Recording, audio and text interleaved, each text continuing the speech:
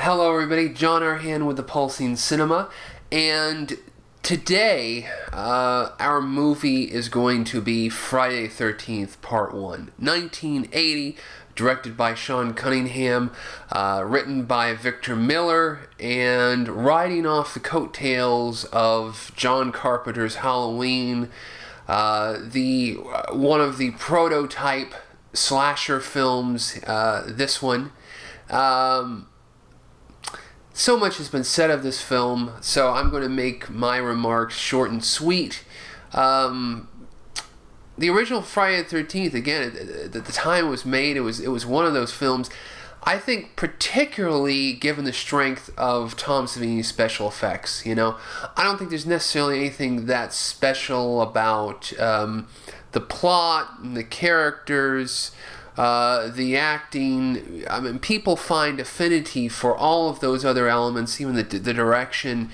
I mean, people find affinity to those elements in relationship to the really groundbreaking special effects of Tom Savini, who had, blazed the trail with the George Romero films, with Martin, with Dawn of the Dead, of course, and this was another film where they were just getting hacked and chopped up, and these effects, which were very simple effects and just simple magic tricks, but it was being pushed to audiences in a new way. This level of violence was something that really usually was out of studio pictures.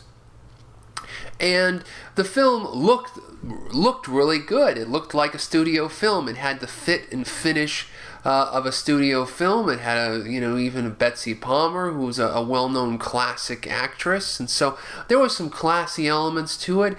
And then really the glue holding it together is the Harry Manfredini string score. I mean, the soundtrack, which was unavailable for so many years and recently has been re-released on CD and is available on iTunes, I believe. Is available on vinyl now. Actually was re-released in vinyl.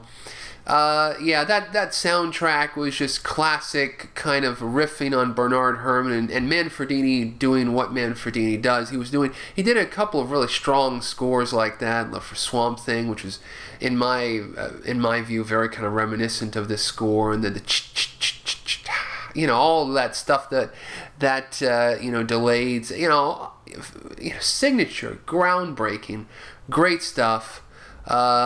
Not much to say about the plot. It's kind of a little 10 little Indians thing here with a whodunit, a little bit of a half giallo, a little half Bay of Blood, European influence. You could say it. You could say that those guys never saw those European films, but you could also argue that Sean Cunningham was working out in New York and was probably going to some 42nd Street Grindhouse double features of stuff like Bava's work, which was probably playing in seedy little theaters at that time. So there's a possibility he could have been exposed to it. I've not read extensively enough on Friday the 13th to know where the stuff exactly, where they're claiming the stuff came from. But yeah, I mean, if you look at it, there's a lot of comparisons you can make to Mario Bava's Bay of Blood and some of the other Euro cult slashers that were really the granddaddy, and that really the Americans kind of